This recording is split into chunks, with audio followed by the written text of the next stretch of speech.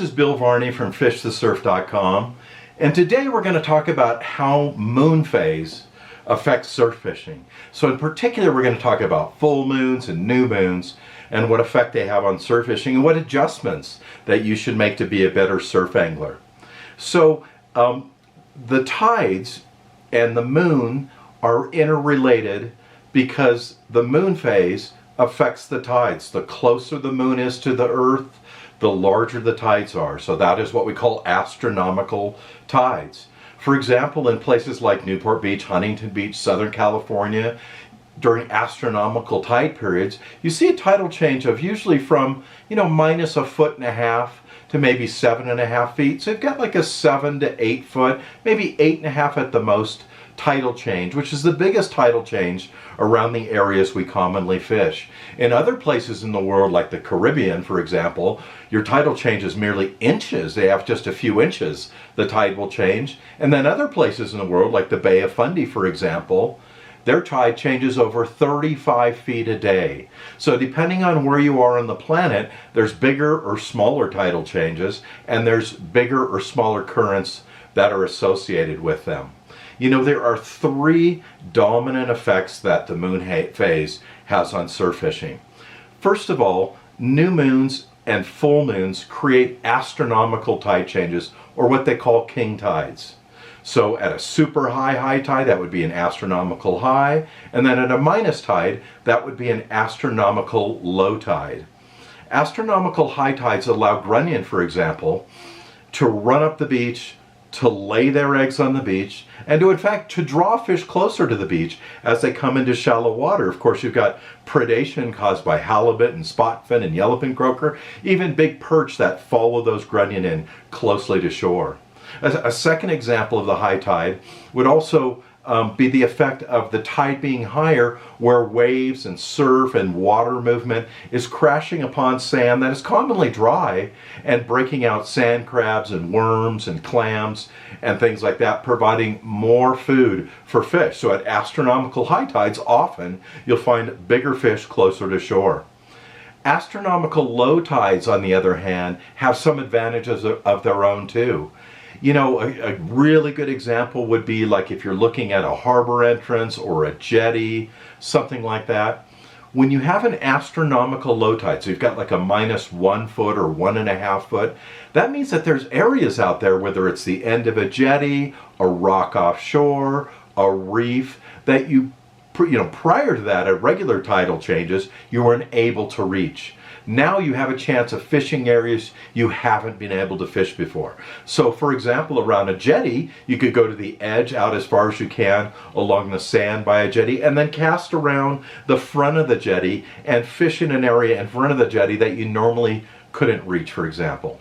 So astronomical low tides will allow you to get closer to areas you can't reach on jetties, allow you to maybe cast to rocks offshore that you weren't able to cast to, or even to reef areas offshore that at high tide, medium tide, or just a regular low tide you can't reach.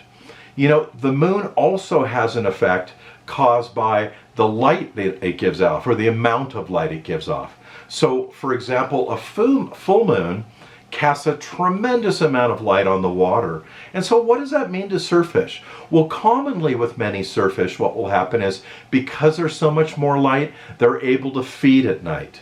Rather than waiting to the morning or early daylight or in the evening to feed, they'll actually feed at night. And the reason for that is that the bait fish that they're feeding on, and sometimes even the crabs, for example, or worms that would come out of their holes in the sand, because there's more light, they tend to cast to shadow, and those fish are able to see them, for example. So the more light that you have at night, that means that the greater the chances that those fish are going to feed at night, and that surf fishing in the morning would be slow, and much better in the afternoon or the evening when they're hungry again to feed. When you think of the new moon, which means no moon at all, the exact opposite is true. It's so dark at night that most of the surf fish, and probably a lot of the fish in general, are hunkered down for safety reasons. They're hunkered down and staying in one place, or in a place where they feel that they can be safe, which means that they can't feed at night.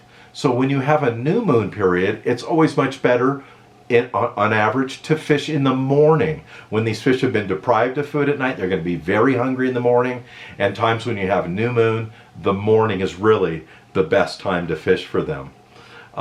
Both new moons and full moons have really a dramatic effect overall on surf fishing. So here's a few things to remember.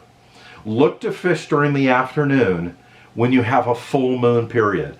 Afternoon and evening time generally is going to be better because those fish will have fed during the night before.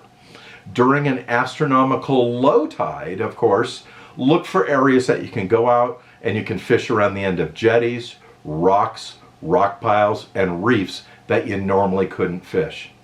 So the moon, whether it's a full moon or a new moon, have a great effect on surf fishing. Most months we'll see a full moon and a new moon, one of each. Occasionally we'll see 2 full moons, which would give us a blue moon period, where we even have more tidal change during that period.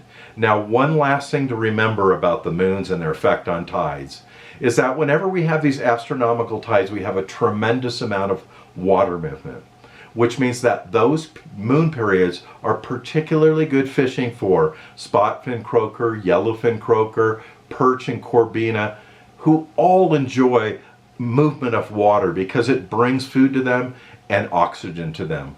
On the other hand, during periods of times that are called diurnal periods or neap tides, where there's very little tidal movement, which we find normally right in between the new and the full moon, those are going to be your best times for halibut fishing, because halibut are notoriously lazy and they like to lay in the sand. And if those halibut were to come out of the sand during an astronomical tide period where there's a strong current, they'd be just washed away almost like a kite. So they're going to stay in the sand till it's either a peak high tide or a peak low tide where there's a slack, or these neap tide periods where they come out and feed where there's very little tidal movement and easier for them to catch their food. So that's really all you need to know about the moon phase. And most importantly, remembering when it's a full moon, that means that the fish will bite in the afternoon commonly. When it's a new moon or dark at night, first thing in the morning. Well, that's all we've got for you today on fishthesurf.com, but we hope you learned something. If you want to learn more, go to fishthesurf.com. If you'd like to check out the fishing equipment I use on the beach every day, check out surffishtackle.com. Thank you, everybody, for watching.